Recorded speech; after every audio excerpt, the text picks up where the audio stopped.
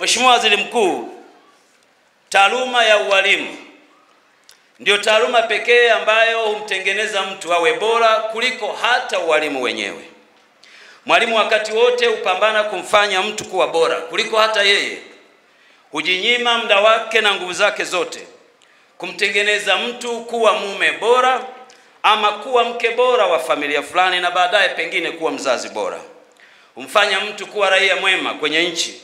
Zaidi sana humfanya kuwa mtumishi ama mfanyakazi ama mzalishaji mali bora wakati wote wa maisha yake.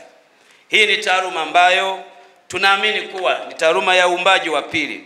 Baada ya mwanadamu kuzaliwa na wazazi wake, kazi ya pili ya kumuumba mwanadamu huendelea hapa duniani, na muumbaji huwa ni mwalimu.